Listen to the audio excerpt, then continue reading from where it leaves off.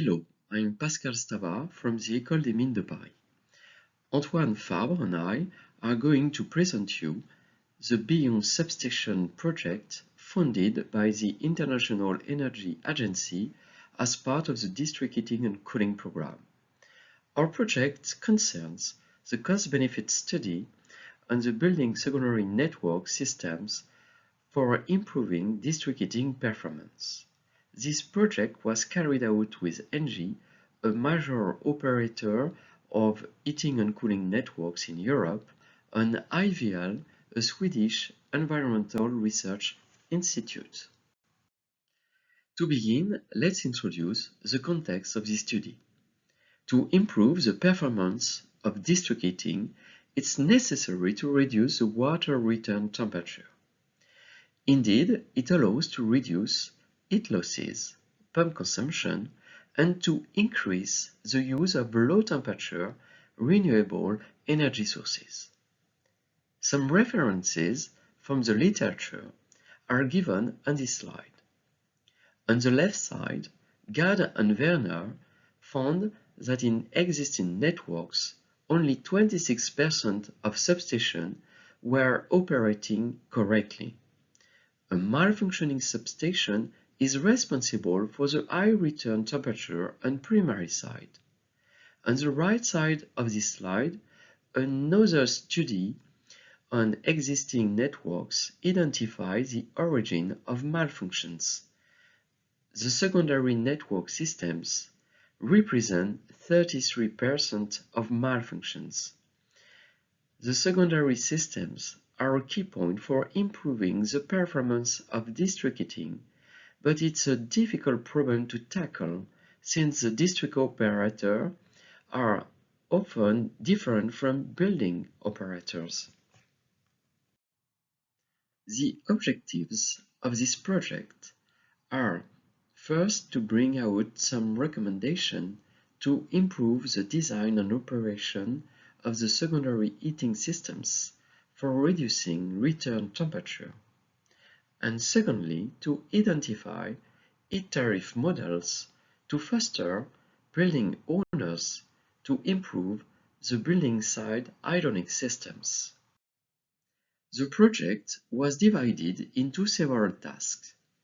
Firstly, a state-of-the-art was undertaken to define the most common secondary systems in France, which offer great potential for improvement.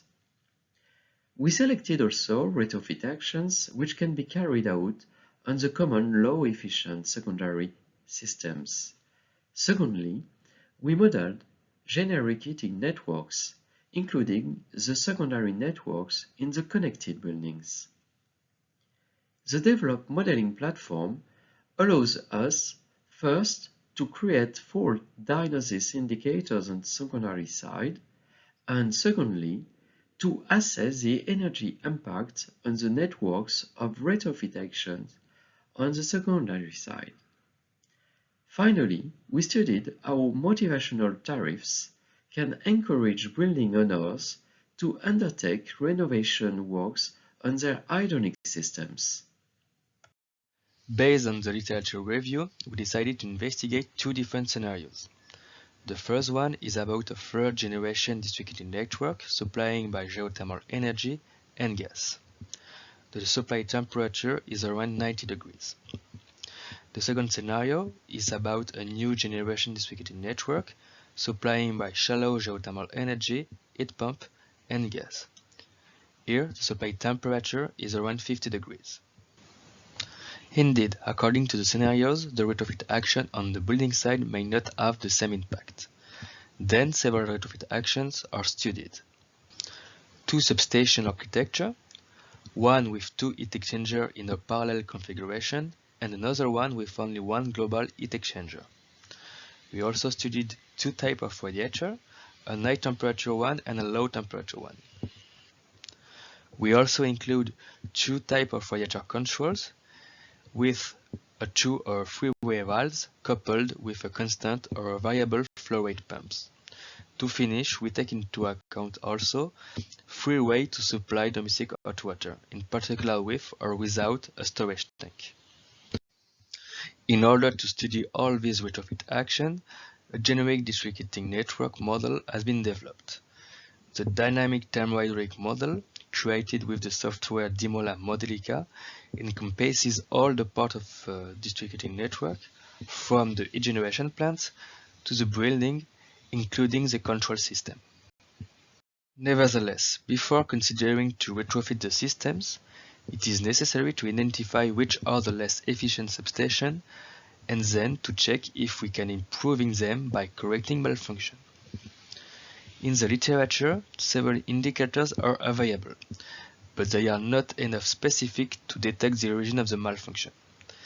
So we decided to study 4 malfunctions: a primary side valve blocked, the fouling of a heat exchanger, a secondary side valve blocked, and also the detection of an high domestic hot water recirculation return temperature.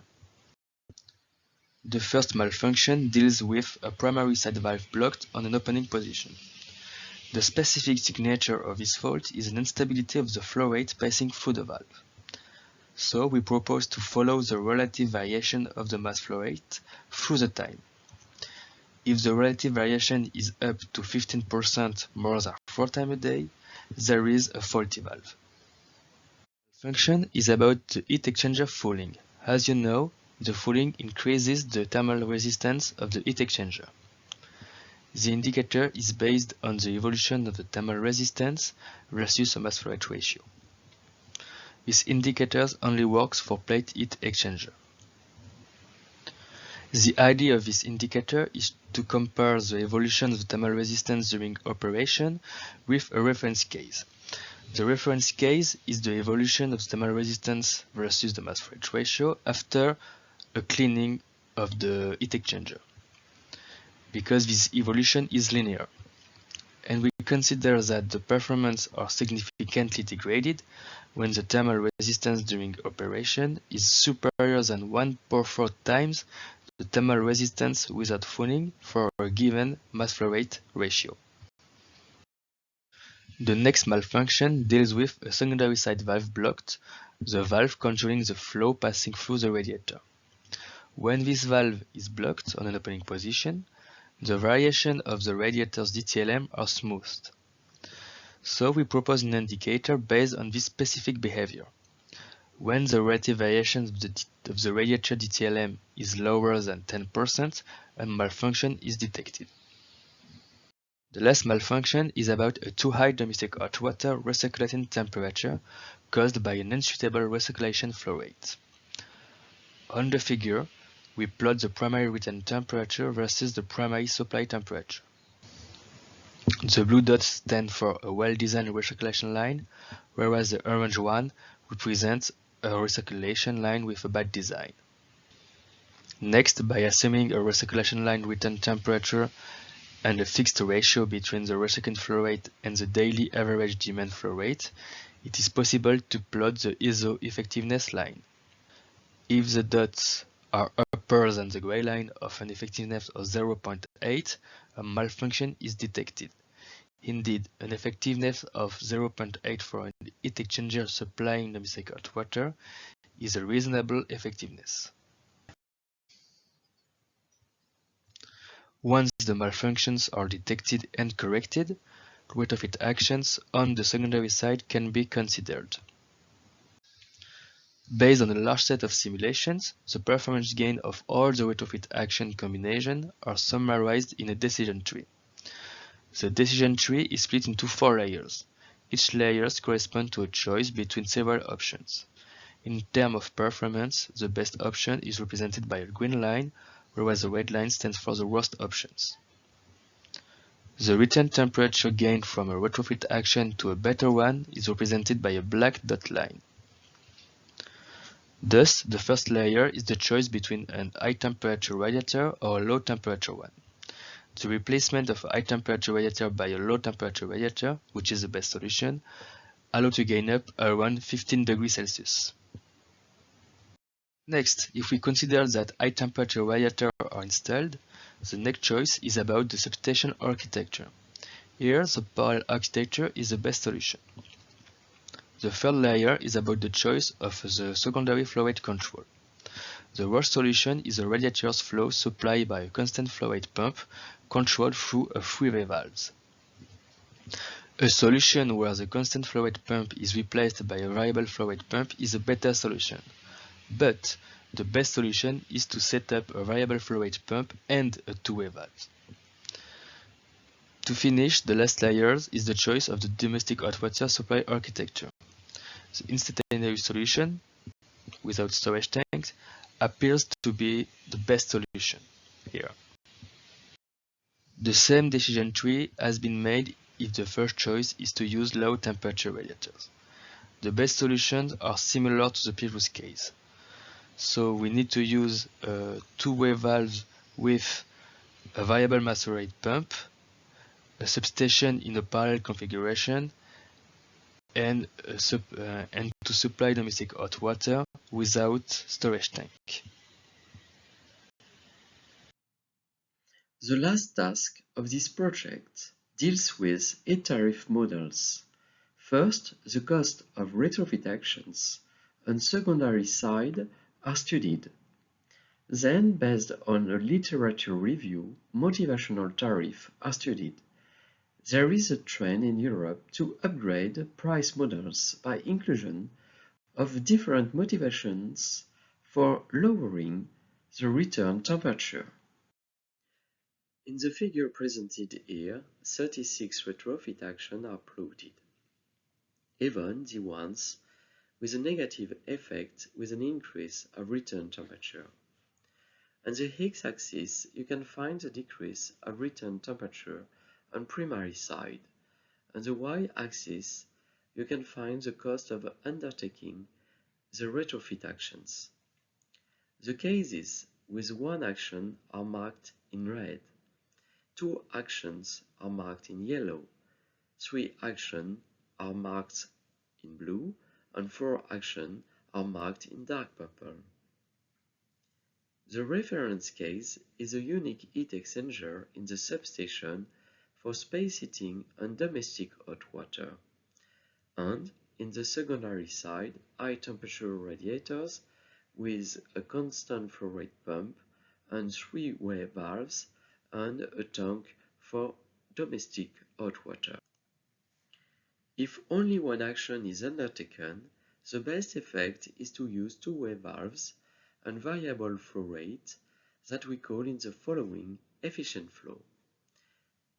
If only 2 actions are undertaken, the best effect is to combine efficient flow with low temperature radiators. If 3 actions are undertaken, the best effect is to combine efficient flow with low temperature radiators and parallel heat exchangers. If 4 actions are undertaken, the best effect is to add to the previous case an instantaneous domestic hot water preparation. Payback times for the best combination of actions are presented on this slide for a low gas price and a high gas price. The best actions presented in the previous slide are shown here in case of 1 to 4 retrofit actions. As shown on this figure, a situation with a high level of natural gas prices leads to significantly lower payback time for the actions, about 1 year, whereas gas prices at lower levels yields payback times of around 6 to 9 years. To conclude on this part, the best option to install are first to have an efficient flow by installing variable flow rate pump combined with two-way valves. Then, introduce low temperature radiators is very useful for increasing district heating performance, provided that the building envelope has been retrofitted or else by increasing the heat exchange surface of new radiators. Then, parallel heat exchanger in the substation for space heating and domestic hot water should be implemented. Finally, it's advisable to remove water tank and replace them by instantaneous domestic hot water preparation. To foster the improvement of the secondary side of substations, there are several ways to incorporate a motivational component in the district heating price models. First, a flow component is an indirect way to target low return temperature, as an increased flow corresponds to high return temperature. It can also be useful to add an incentive tariff for reducing the return temperature on the primary side to below the design value. The incentive tariff can be based on an average temperature reduction in the substation using monthly values with a certain bonus in euro per degree C. A second incentive tariff could be applied for using return line heat. The aim is to encourage customers to install low temperature systems such as floor heating and instantaneous domestic hot water preparation. A price model encouraging substation efficiency can be suggested as shown here, with first a fixed tariff as a subscription for a certain capacity and connection distance as well. Then a variable tariff linked to energy consumed and the water volume consumed as well. And finally, an incentive tariff, in other words, the monetary gain that a consumer gets from improving the performance of the secondary unit. As a conclusion, the performance and cost of 36 retrofit action combinations on secondary side have been assessed on a numerical bench test. The most interesting retrofit actions are efficient secondary flow rate control and replacing high temperature radiators by low temperature radiators. The payback time of the most interesting retrofit actions with high gas prices is around 1 year. However, the simulation results must be consolidated by in situ measurement. From this study, some recommendations can be formulated. It seems important to engage a dialogue with the customers about the interest of motivational tariffs. The client as provider of waste heat and the client flexibility will help to develop these motivational tariffs. In order to continuously improving the performance of existing networks, it's essential to first set up a performance monitoring on primary and secondary sites to suppress faults on the system. Finally, retrofit actions should be undertaken to improve the design performance.